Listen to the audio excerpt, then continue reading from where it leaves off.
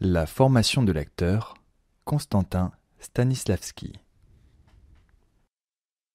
Chapitre 1er. Premier contact avec la scène. Aujourd'hui devait avoir lieu notre premier cours avec Tortsov, le directeur. Nous étions tous très impatients de commencer, mais à notre grande surprise, il se contenta de nous annoncer qu'à seule fin de mieux nous connaître, il désirait nous voir donner un spectacle où chacun serait libre de jouer une scène de son choix. C'est sur scène, dans un décor, maquillé, costumé, derrière les feux de la rampe, qu'il veut juger de nos qualités de comédiens. Cette position ne nous souriait pas beaucoup. Quelques-uns, cependant, l'accueillirent avec enthousiasme.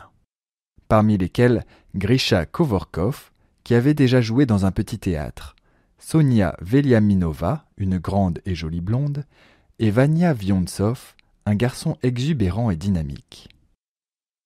Puis, peu à peu, nous nous sommes fait à l'idée de ce prochain essai. Les feux de la rampe devenaient plus tentants, et bientôt cette représentation nous parut pleine d'intérêt. Nous avions compris qu'elle serait utile, qu'elle était nécessaire. Mes deux amis, Paul Choustov et Léo Pouchkine, et moi, avions fait tout d'abord un choix très modeste. Vaudeville ou comédie légère. Mais tout autour de nous, on affichait de grands noms. Gogol, Ostrovski, Tchekhov.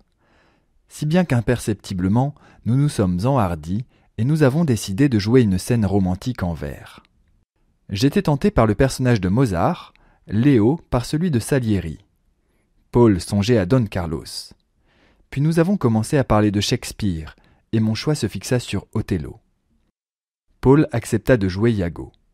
On nous avait annoncé que la première répétition aurait lieu dès le lendemain. En rentrant chez moi, j'ai pris Othello, et m'installant confortablement, j'ai commencé à lire mon texte. Dès les premières pages, j'étais pris par mon rôle. Je sentais mes mains, mes bras, mes jambes, mon visage se mouvoir malgré moi, et jusqu'au plus profond de mon être, quelque chose me poussait à jouer. Je commençais déjà à déclamer lorsque j'aperçois un long coupe-papier d'ivoire. Je le glisse dans ma ceinture comme une dague. D'une serviette, je me fais un turban. Mes draps et mes couvertures me servent de robe. Mon parapluie se transforme en cimeterre. Un grand plateau que je découvre dans la salle à manger me fait un bouclier. Mon bouclier à la main, j'étais devenu un véritable guerrier. Et pourtant, je me sentais encore bien moderne et civilisé. Othello, l'Africain, devait avoir en lui, me semblait-il, quelque chose de primitif, de sauvage, une nature de tigre. Je commençai alors toute une série d'exercices qui devaient m'aider à retrouver la démarche d'un animal. J'ai travaillé ainsi pendant près de 5 heures sans m'en rendre compte. J'avais l'impression à bien des moments d'avoir atteint à la perfection de mon rôle, et je pensais que c'était la preuve d'une inspiration véritable. Le lendemain, je me suis réveillé très tard. Quand je suis arrivé au théâtre, tout le monde m'attendait dans la salle de répétition. J'étais si confus qu'au lieu de m'excuser, j'ai lancé négligemment « Je crois que je suis un peu en retard ». Rachmaninoff, l'assistant, me dévisagea longuement avec un air de reproche et finalement me dit « Nous vous avons assez attendu. Nous avons tous les nerfs à bout et c'est tout ce que vous trouvez à nous dire. Je crois que je suis un peu en retard. Nous sommes arrivés ici pleins d'enthousiasme, prêts à commencer, et maintenant, grâce à vous, personne n'a plus envie de travailler. Il n'est pas facile d'éveiller en soi le désir de créer, mais il en faut bien peu pour le faire disparaître. Votre propre travail dépend de vous seul, mais vous n'avez pas le droit de retarder celui de vos camarades. L'acteur, tout comme le soldat, doit se soumettre à une discipline de fer. Malgré mes excuses, Rachmaninoff refusa de commencer, prétendant que la première répétition devait être un événement dans la vie d'un acteur et qu'on devait en garder la meilleure impression possible. Aujourd'hui, j'avais tout gâché par ma négligence. La répétition fut remise au lendemain. Ce soir-là, je ne tenais pas à travailler mon rôle. J'avais décidé de me coucher de bonne heure lorsque j'aperçus sur la table une barre de chocolat. Il me vint alors une idée. Je la mis à fondre sur le feu, y ajoutai un peu de beurre et m'appliquai ce mélange sur le visage. J'étais transformé en mort. J'admirais longuement dans la glace l'éclat de mes dents. Pour mieux en faire ressortir la blancheur, je m'exerçais à les montrer et à rouler les yeux. Pour compléter le tout, je me costumais. Je ne pus alors m'empêcher de jouer, mais cette fois je n'inventai rien de nouveau. Je ne fis que répéter ce que j'avais fait la veille. Cela n'avait guère de sens. Malgré tout, il me semble que je comprends mieux maintenant à quoi doit ressembler Othello. Le jour de notre première répétition, je suis arrivé très en avance.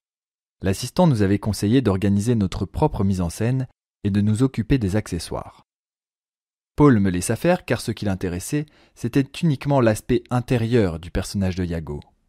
Pour moi, le décor avait beaucoup plus d'importance. Si je ne me donnais pas l'illusion d'être dans ma propre chambre, il me semblait que je ne pourrais jamais retrouver mon inspiration. Cependant, j'avais beau m'efforcer de m'imaginer que j'étais chez moi, tous mes efforts ne pouvaient m'en convaincre. Ils ne faisaient que me gêner dans mon jeu. Paul savait son rôle par cœur. Quant à moi, je devais encore le lire ou m'en tirer en improvisant. À mon grand étonnement, mon texte, au lieu de m'aider, me gênait à un tel point que j'aurais préféré m'en passer complètement ou en supprimer au moins la moitié. Pas plus que les mots, je ne parvenais à pénétrer la pensée de l'auteur. Le mouvement même de la scène m'empêchait d'agir aussi librement que je l'avais fait chez moi. Je ne reconnaissais même plus ma propre voix. Ni la mise en scène, ni le plan que j'avais étudié chez moi ne correspondaient au jeu de Paul.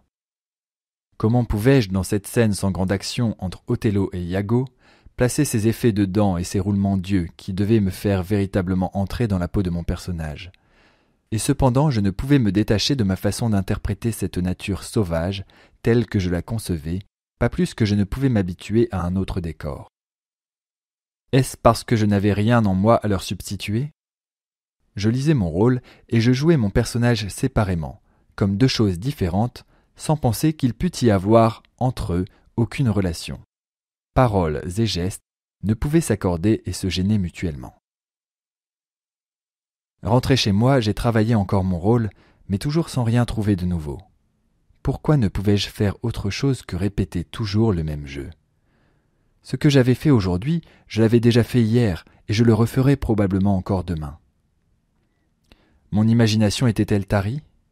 N'avais-je donc en moi aucune ressource? Pourquoi avais-je avancé si rapidement au début pour me trouver complètement bloqué? Tandis que je réfléchissais, j'entendis du bruit dans la pièce voisine où l'on servait le thé.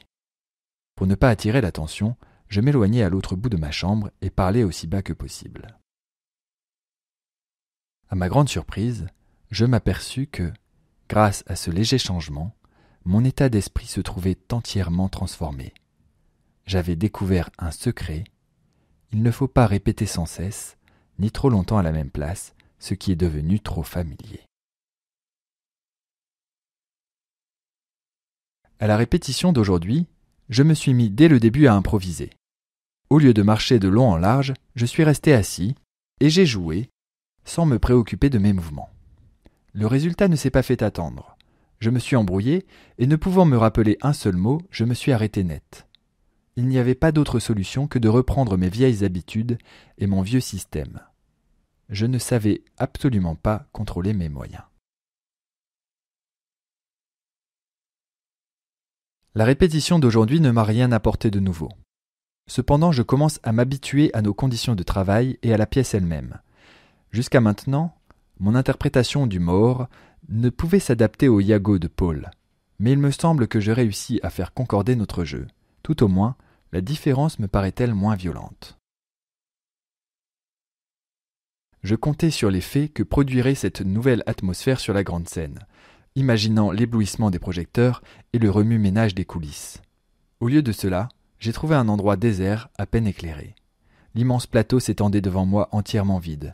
Il n'y avait, près de la rampe, qu'une rangée de chaises qui devait délimiter notre scène. À droite, une série de lampes. Lorsque je me suis avancé sur le plateau, l'énorme ouverture de l'avant-scène m'est apparue comme un gouffre, dont les limites se perdaient à l'infini, dans de vagues ténèbres. Ce fut ma première impression de la scène. On nous dit de commencer. Je devais entrer dans les appartements d'Othello, figurés par la rangée de chaises. Je pris ma place, mais je m'aperçus que ce n'était pas la bonne. Je n'arrivais pas à reconnaître mon plan. Il me fallut longtemps pour m'habituer à ce nouveau changement. Je ne pouvais me concentrer sur ce qui se passait autour de moi. Je ne voyais même pas Paul, qui pourtant était à côté. Mon regard glissait sur lui pour se perdre dans l'obscurité de la salle ou dans les coulisses où des ouvriers allaient et venaient sans cesse. À mon grand étonnement, j'ai continué à jouer et à parler d'une manière mécanique. Sans ces exercices que j'avais longuement pratiqués chez moi et qui avaient créé en moi un certain automatisme, je me serais sûrement arrêté net dès les premiers mots.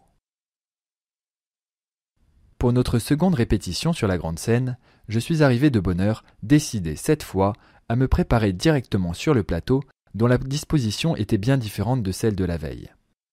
On était en train d'y planter des décors et il y avait un tel remue-ménage qu'il m'eût été impossible, pour pénétrer dans mon rôle, d'y trouver le calme auquel j'étais habitué chez moi. Il fallait d'abord s'adapter à ce nouveau changement. Je me suis avancé jusqu'à l'avant du plateau et j'ai regardé fixement cet énorme gouffre qui s'ouvrait au-delà de la rampe, essayant de m'y habituer et de me libérer de ce vertige. Mais plus je m'efforçais de m'en détacher, plus sa présence m'obsédait. À cet instant, un ouvrier qui passait près de moi laissa tomber un paquet de clous. Je me baissai pour l'aider à les ramasser. J'eus alors soudain l'agréable impression de me sentir tout à fait à mon aise sur la scène. Mais dès que j'eus fini de ramasser les clous, je fus à nouveau repris par mon angoisse devant ces dimensions effrayantes. Les répétitions commencèrent. J'étais trop énervé pour remarquer ce qui se passait autour de moi. Enfin, mon tour arriva. Une sorte de décor hétéroclite avait été improvisé. Dans l'ensemble, cela me plut. Le plateau était maintenant complètement éclairé, et je me sentais tout à fait à l'aise dans ce qui devait figurer l'appartement d'Othello. Avec un grand effort d'imagination, j'arrivais même à me donner l'illusion d'être chez moi. Mais au moment où le rideau s'est levé et où la salle est apparue devant moi, je suis retombé en son pouvoir. J'éprouvais au même instant un sentiment encore inconnu. Je me sentais comme cerné par le décor. Il n'y avait au-dessus de moi qu'un vaste espace sombre, et de chaque côté, les coulisses.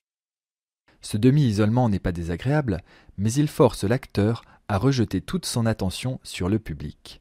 Je me sentais obligé d'intéresser les spectateurs. C'était pour moi un sentiment tout nouveau, et cette impression m'empêcha de me donner complètement à ce que je faisais. Je me mis à précipiter mes paroles et mes gestes. Mes passages préférés défilèrent devant moi comme des poteaux télégraphiques à la portière d'un train. La moindre hésitation, et c'eût été la catastrophe. Je suis arrivé au théâtre très en avance aujourd'hui, car c'était la couturière, et pour la première fois, je devais me maquiller et m'habiller. On me donna une loge et une somptueuse robe, véritable pièce de musée que portait le prince du Maroc dans Le Marchand de Venise. Sur ma table à maquillage, il y avait tout un assortiment de perruques, poils, flacons, de vernis, crèmes, poudres, brosses, etc. Je commençais à vouloir me maquiller, infructueusement d'ailleurs, lorsqu'un homme en blouse blanche entra dans ma loge.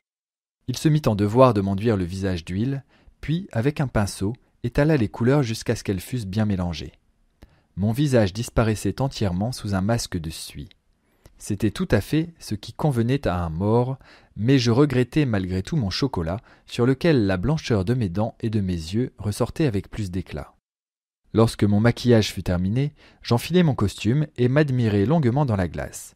L'ensemble était impressionnant. Mes mouvements et tous mes gestes étaient en parfaite harmonie avec le drapé de mon costume. L'enthousiasme et les compliments de mes amis me redonnèrent mon ancienne confiance. En entrant en scène, je m'aperçus qu'on avait changé la disposition des meubles. Le fauteuil se trouvait presque au milieu, sans aucune raison, et la table était trop en avant. Cela m'ennuya. J'avais le sentiment de m'exhiber à tous les regards.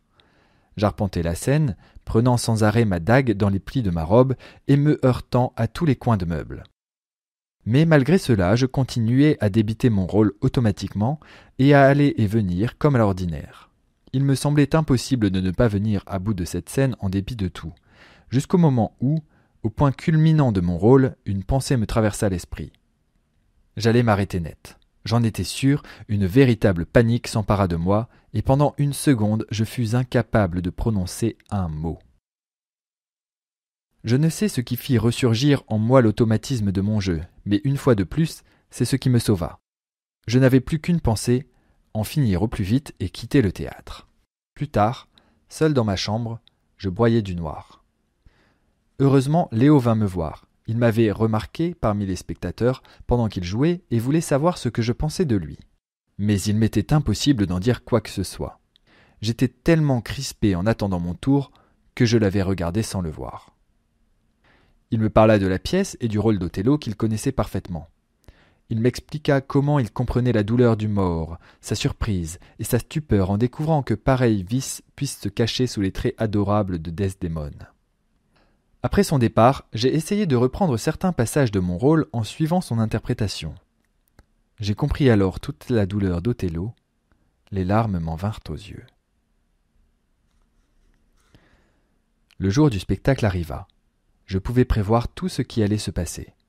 J'étais dans l'indifférence la plus complète jusqu'au moment où j'entrai dans ma loge. Alors mon cœur se mit à battre. En scène, je fus surpris par l'extraordinaire solennité, le calme et l'ordre qui y régnait. Après l'obscurité des coulisses, les feux de la rampe et les projecteurs m'éblouissaient. J'étais complètement aveuglé. La lumière était si intense qu'elle semblait faire écran entre le public et moi. Je me sentais protégé et commençais déjà à respirer plus librement quand, mes yeux s'étant accoutumés à la lumière, je distinguai des visages dans l'obscurité de la salle, et le trac, mêlé à l'attirance du public, me reprit plus fort que jamais. J'étais prêt à me livrer à eux, à leur révéler tout ce qui était en moi, et pourtant, jamais je ne m'étais senti aussi vide. L'effort que je faisais pour extérioriser des sentiments que je n'arrivais pas à éprouver, mon impuissance à y parvenir m'emplissait d'un tel trac que je sentais mon visage et mes mains se durcir comme du marbre. Toutes mes forces se concentraient inutilement. Ma gorge se serrait, ma voix montait, je forçais mes gestes, j'en avais honte. Le sentiment de mon échec et de mon impuissance me rendait furieux. Pendant quelques minutes, j'oubliais complètement ce qui se passait autour de moi. En lançant la fameuse réplique « Du sang, Iago, du sang !» je ressentis toute la blessure qui venait d'être faite à l'homme qui découvre que sa confiance a été trompée. Je me souvins alors de ce que m'avait dit Léo, et mon émotion devint réelle. J'eus l'impression qu'un murmure courait dans la salle. Le public semblait captivé. À partir de ce moment, une sorte d'énergie nouvelle monta en moi. Je ne me rappelle pas comment j'ai terminé ma scène. Je n'avais plus conscience ni de la rampe, ni du gouffre noir de la salle. Je n'avais plus le trac. Je me souviens seulement de l'étonnement de Paul devant ma transformation. Il s'y laissa prendre lui aussi et se mit à jouer plus librement. Quand le rideau tomba et que j'entendis les applaudissements, j'étais sûr de moi. Pendant l'entracte, je descendis dans la salle et vins me joindre aux spectateurs en me donnant un air de parfaite indifférence, comme une vedette de passage. Je m'installai dans un fauteuil d'orchestre, bien en vue du directeur et de son assistant, dans l'espoir qu'il m'appellerait pour me complimenter. Mais la scène suivante allait commencer. Il y avait un escalier sur le plateau. À l'instant même, Maria Maloletkova se précipitait en bas des marches et tombait en criant « Au secours !» d'une voix qui me glaça le sang dans les veines. Puis elle se releva et dit quelques mots, mais si rapidement qu'il fut impossible de rien comprendre. Soudain elle s'arrêta net au milieu d'un mot, se couvrit le visage des deux mains et se sauva en courant vers les coulisses. Quelques instants plus tard, le rideau tomba. Mais j'avais encore dans l'oreille ce cri qui m'avait impressionné. Il suffit d'une bonne entrée, d'un mot, et le public est pris. Le directeur semblait électrisé. N'était-ce pas aussi ce qui s'était produit au moment où j'avais lancé mon « Du sang, Iago, du sang !» et où toute la salle était alors en mon pouvoir.